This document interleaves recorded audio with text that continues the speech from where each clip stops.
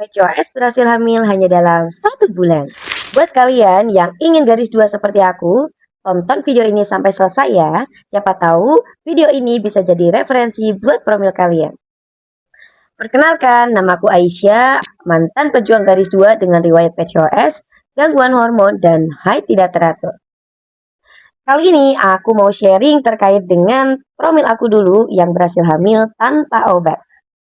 Awalnya aku emang sempat berobat karena memang setelah aku didiagnosa PCOS, aku diresepkan obat sama dokter. Dapat metformin, cycloproginova, ada mikroginonnya juga. Dan aku konsumsi itu selama kurang lebih 3 bulan non-stop. Ya tentu saja habis biaya lumayan banyak ya, tentu saja.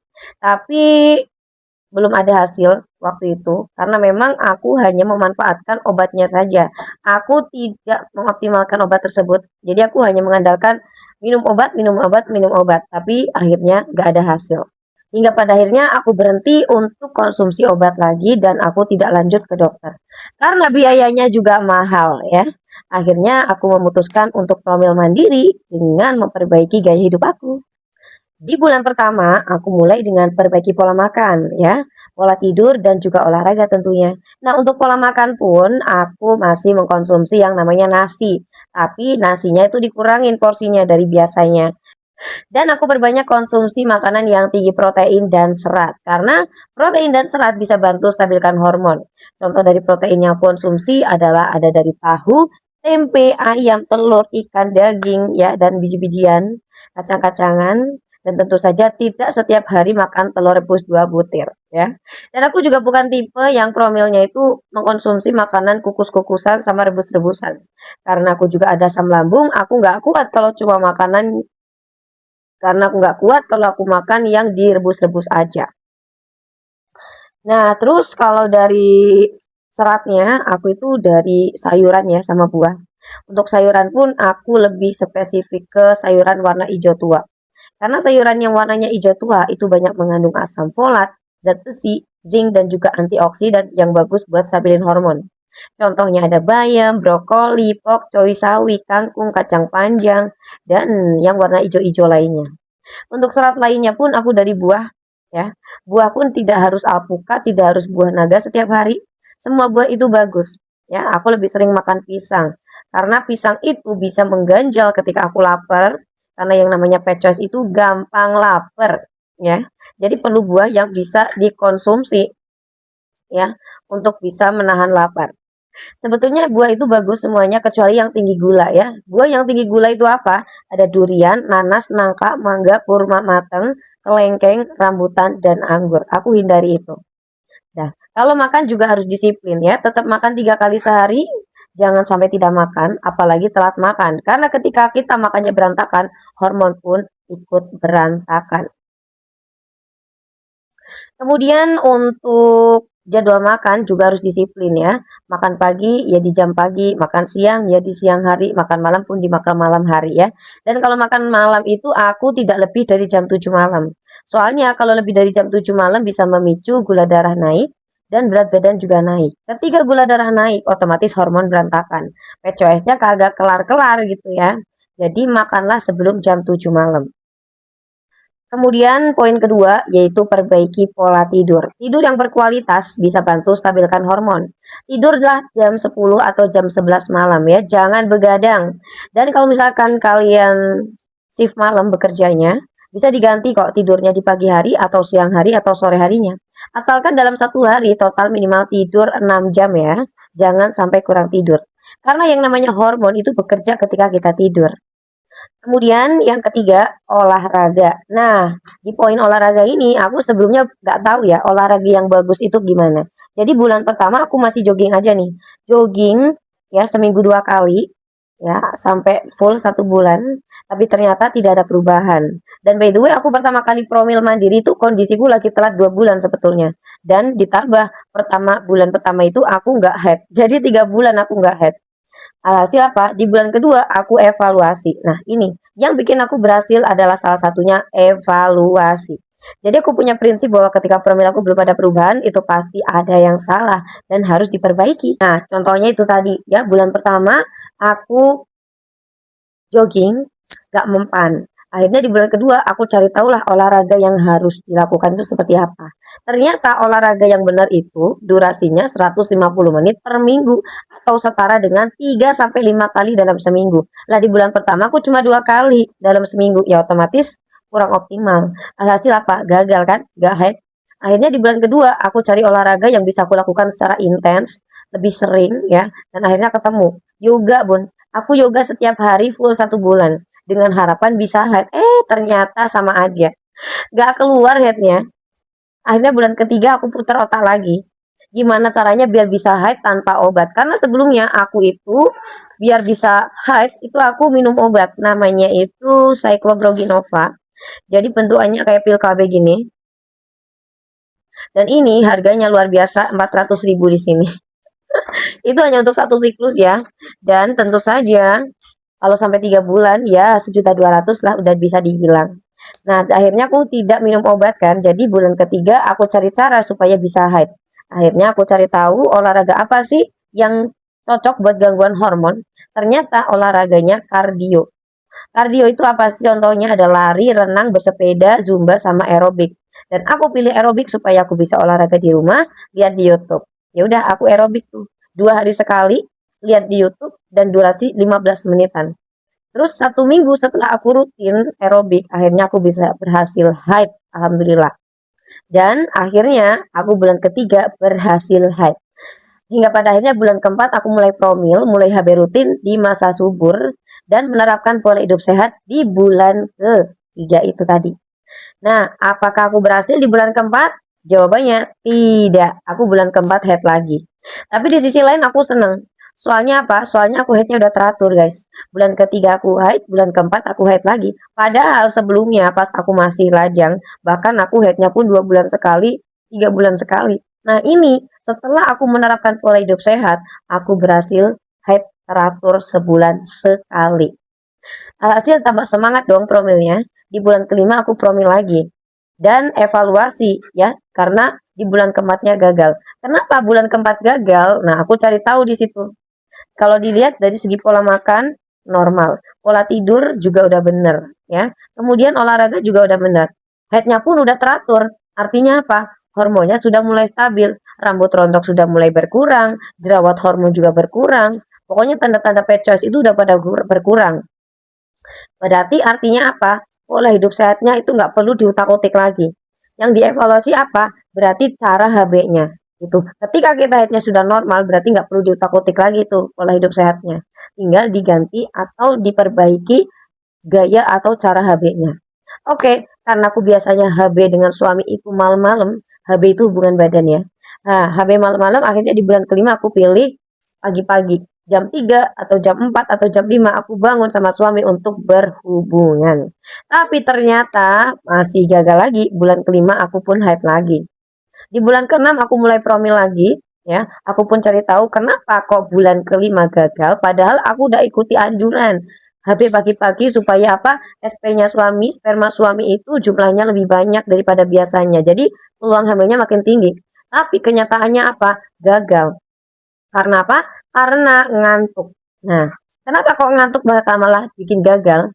Karena kalau pengen berhasil hamil ketika berhubungan, kita harus merasa apa? Enak, enjoy, supaya nanti bisa apa? Bisa klimaks. Nah, nanti aku bahas di sesi berikutnya. Terus, sebetulnya gini ya, mohon maaf ya, kalau orang yang hamil di luar nikah itu kan sekali main langsung jadi, karena memang merasa enak waktu main, ya kan? Nah, sedangkan kita apa? Kita lagi berhubungan aja udah kepikiran, bulan depan berhasil nggak ya? Kalau bulan depan gagal, aku promil pakai apa lagi nih? Nah, kalau kayak gitu justru bikin promil kita tuh gagal loh. Jadi jangan sampai kepikiran dulu ya, ngalir aja dinikmatin gitu ya. Dah, di bulan kelima gagal, akhirnya bulan keenam aku evaluasi. Aku tidak pernah HB pagi-pagi lagi, aku ganti HB di malam hari. Dan juga ganti gaya. Karena sebelumnya dari bulan ketiga, keempat, kelima, aku itu berhubungan dengan posisi missionary alias istri di bawah, suami di atas. Nah, sudah 3 kali gagal, akhirnya harus ganti. Gitu. Jadi kalau sudah 3 kali gagal itu wajib ganti gaya ya guys. Akhirnya aku ganti dogi alias nungging ya. Aku nungging suami dari belakang ya karena memang sebetulnya rahim aku kebalik alias retrofleksi. Kenapa nggak dari awal? karena dengan posisi dogi itu sakit. Jadi aku nggak pernah pakai posisi itu. Alhasil apa gagal terus ya. Nah ternyata memang betul rahim kebalik itu harus dengan posisi dogi. Tapi di bulan ke-6 aku masih gagal lagi guys. Padahal udah posisi dogi dan HB malam-malam gak ngantuk. Kenapa gagal? Karena sakit pas HB bun. Kan aku tadi bilang kalau pengen berhasil hamil ketika HB, ketika berhubungan kita harus nyaman, jangan ada rasa sakit. Bahkan nggak boleh loh kata dokter Boyke kayak batuk, pilek, sariawan, bintitan, belekan, sakit gigi itu bakal ngaruh sama pembuahannya nanti. Jadi harus benar-benar sehat walafiat ketika berhubungan, ketika masuk masa subur. Ya. Kemudian di bulan ke-7 aku mulai ikhtiar lagi, evaluasi lagi. Dan aku cari cara supaya bisa posisi dogi itu tidak sakit. Nah, ketemulah posisi dogi tidak sakit. Akhirnya aku coba terapkan, lebih nyaman, lebih PW, dan aku bisa klimaks. Kenapa? Klimaks itu ternyata penting guys, walaupun bisa hamil, walaupun istri nggak klimaks, tapi peluang gede kalau kita klimaks sebagai istri. Karena klimaksnya perempuan itu mulut rahimnya kebuka lebar dan lebih nyedot, otomatis SP yang masuk lebih banyak. Semakin banyak SP yang masuk, maka peluang hamilnya semakin besar. Ya udah berarti benar yang katanya kalau pengen berhasil hamil keluarnya kudu bareng, emang benar yang satunya nembak yang satunya kebuka pintu rahimnya gitu ya, alhasil bisa berhasil hamil. Tapi susah, biasanya yang keluar dulu itu siapa? Suami dulu ya, tapi tenang itu bisa dikondisikan dan aku mencoba untuk bisa keluar dulu baru suami. Akhirnya berhasil tuh di bulan ke-7 berhasil hamil ya. Tapi qadarullah keguguran ya. Karena apa? Karena PCOS itu kandungannya sangat lemah dan aku nggak tahu ya. Aku kecapean akhirnya hilang sudah. Tapi yang lebih bikin aku sedih, aku itu waktu itu inget banget ya. Jadi aku keguguran itu di bulan November. Ipar aku nikah November, adik ipar ya. Nah, aku udah ketar-ketir nih. Waduh, ini kayaknya keduluan nih. Dan bener keduluan, Bun. Iparku bulan Desember gitu ya. Dia hamil. Hamil. Dan aku baru keguguran ya, udah PCOS, nggak tahu hamilnya kapan, keguguran lagi. Aku sempat bilang ke suami kalau aku tuh udahlah kita fokus cari uang aja. Nanti kita kalau udah banyak uang kita promil aja ke dokter. Aku bilang begitu karena promil mahal ya, nggak di cover BPJS. Jadi aku bilang kayak gitu ke suami. Suami pun oke ACC. Tapi kita tetap pola hidup sehat ya, gitu kata suamiku. Ternyata Allah berkehendak lain, Bun. Aku sebelum nyerah ternyata udah dikasih head dulu sama Allah. Soalnya apa? Biasanya kalau habis keguguran itu nggak lama loh. Maksudnya lama justru headnya. Jadi keguguran terus mau head itu kadang lama. Lah ini aku keguguran November, Desembernya langsung head. Ya udah kesempatan emas dong untuk bisa promil. Dan aku juga nggak dikuret. Jadi di bulan November itu aku keguguran, Desembernya aku langsung haid, terus aku langsung promil pakai cara yang sama kayak sebelumnya. Dan kalian tahu, alhamdulillah Januari aku hamil. Kok bisa 1 bulan doang? Bisa. Karena apa? Karena aku udah tahu caranya, hormon aku udah stabil dan aku haidnya juga udah teratur. Jadi 1 kali percobaan langsung jadi. Nah, alhamdulillah berhasil hanya dalam waktu 1 bulan kan. Bukan cuma itu, ada jackpot lagi nih. Ketika anakku yang pertama lahir, anakku umur 10 bulan, aku hamil lagi guys. Jadi anakku sekarang ada 2 ya, dan jaraknya berdekatan. Laki-laki semua lagi. No. Dan dari situ akhirnya banyak teman-teman atau sahabat-sahabat aku yang penasaran. Kamu kok bisa berhasil hamil gitu ya? Tiba-tiba udah 2 aja anaknya. Padahal katanya PCOS gitu. Karena aku memang pas aku kena PCOS emang aku sharing ke teman-teman karena aku memang ya daripada ditanya-tanya udah isi apa belum ya aku kasih tahu aja sekalian. Iya aku PCOS ya lagi berobat aku bilang begitu. Terus akhirnya teman-teman justru pada penasaran, kamu dulu promilnya gimana? Dulu promilnya ke dokter mana, minum apa begitu. Dan aku jawabannya cuma satu, aku tidak pakai obat ya. Dan dengan pola hidup sehat aja. Ya udah, akhirnya aku coba share ke teman-teman aku coba terapin cara promilnya aku mulai dari teman di desa ya, teman desa aku ya, dia tetanggaku, dia itu 2,5 tahun belum hamil. Aku coba terapkan, mulai dari pola makan, pola tidur, olahraga, apa saja yang aku lakukan dari aku bangun tidur sampai aku tidur lagi, dan dia berhasil dong setelah aku bantu evaluasi juga promilnya. Karena banyak yang menganggap promilnya itu udah pinter, tapi ternyata waktu gagal nggak tahu gagalnya kenapa. Dan setelah dievaluasi, 2 bulan langsung hamil pun. Dan lebih cepat daripada aku yang 7 bulan ikhtiar ya. Kemudian aku coba terapkan lagi ke teman SMA aku. Nah, kalau yang teman SMA kebetulan dia juga PCOS, tapi berat badannya berlebih, guys. Dia itu dari 69 kilo turun ke 59, bahkan hanya dalam waktu 3 bulan aja turun 10 kilo. Dan bonus garis 2 ya, setelah menerapkan cara promilnya aku, dan tentu saja aku dampingi promilnya. Aku coba terapkan lagi ke teman kuliah. Berhasil juga, Bun, hanya dalam waktu 3 bulan. Agak sedikit iri sih memang ya, karena kok mereka cepet banget ya cuma 3 bulan. Karena ada alasannya. Kenapa kok cuma 3 bulan berhasil? Karena tinggal nyontek doang, Bun. Tinggal nyontek promilnya aku yang sudah jelas berhasil. Lah kalau aku dulu promil 7 bulan, aku promil sendiri, gak ada yang ngajarin, gak ada yang ngebimbing, gak ada yang ngarahin. Otomatis apa? Prosesnya lama, otodidak. Nah, akhirnya karena banyak yang berhasil setelah menerapkan cara promilku, akhirnya aku bikin rangkuman promil yang aku buat dalam bentuk buku digital alias e-book yang bisa diakses semua orang dan bisa dicontek semua orang. Sehingga semua orang juga bisa berhasil hamil kayak aku dan teman-teman. Dan tanpa melalui kegagalan yang berulang, tanpa menghabiskan waktu dan biaya atau mungkin beli herbal-herbal yang entah hasilnya bagaimana gitu ya.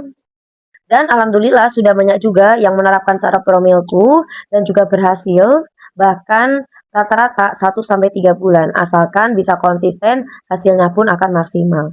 So, buat kalian yang mau contek promilku secara detail, sekaligus aku dampingi promilnya secara privat lewat WhatsApp, dan tentu saja kalian juga aku bantu evaluasi promilnya sampai berhasil. Gimana caranya? Kalian langsung aja cek link ada di deskripsi aku. Kalian bisa langsung aja check out ebook yang udah aku buat. Karena nomor WA aku ada di dalam ebook itu. Kalian cukup check out ebooknya 1 kali, aku bimbing sampai berhasil. Caranya gampang, langsung aja klik link yang ada di deskripsi ya. Gimana sih cara order ebooknya? Silahkan simak baik-baik ya. Bunda ke profil Instagram aku, kemudian klik link di bio, kemudian scroll sampai bawah, pilih paket ebook yang Bunda pilih. Aku beri contoh yang atas ya. Kemudian isi nama lengkap, nomor, dan juga email. Pilih metode pembayaran, misalkan menggunakan metode kris, kemudian klik order sekarang. Screenshot kode krisnya, kemudian Bunda buka aplikasi yang untuk payment. Misalkan pembayaran menggunakan aplikasi Primo, BRI Mobile. Klik logo kris bagian bawah tengah, klik pojok kanan bawah, logo galeri, kemudian upload hasil screenshot yang tadi sudah kita ambil. Setelah pembayaran berhasil, ebook akan masuk lewat email yang sudah Bunda ketikkan tadi. Silakan langsung cek email, lalu dibuka ebooknya dan nomorku juga sudah ada di dalam situ. Dan kita bisa mulai langsung bimbingan. Berikut testimoni bunda-bunda yang sudah berhasil hamil setelah promil bareng aku. Salah satunya ada Bunda Nabila dengan riwayat PCOS penantian 1 tahun. Alhamdulillah berhasil hamil hanya dengan 1 siklus alias 1 bulan promil. Nah, ini untuk contoh bimbingannya ya. Aku sepil untuk beberapa. Nah, penantian 1 tahun, anak pertama PCOS yang tidak teratur, 2 bulan sekali haidnya dan tidak mengalami ovulasi. Alhamdulillah berhasil hanya dalam waktu 1 bulan. Ada lagi testimoni dari Bunda Fitri ya. Berhasil hamil hanya dengan 1 siklus juga, dengan riwayat haid tidak teratur, gangguan hormon. Testimoni selanjutnya ada dari Bunda Mearisma dengan riwayat PCOS haid tidak teratur. Alhamdulillah berhasil hamil di siklus ketiga alias bulan ketiga.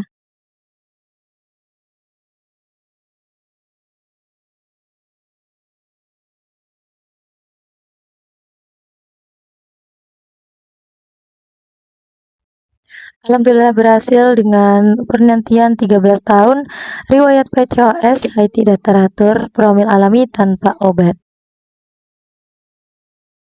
Dan di sini pun ada plot twist ya. Plot twistnya apa? Ternyata Bunda Mearisma ini adalah seorang bidan, guys. Bidan pun promil sama aku karena memang belajar dari pengalaman. So, buat kalian yang mau belajar dari pengalamanku sekaligus aku bimbing promilnya sampai berhasil, yuk klik linknya di description sekarang.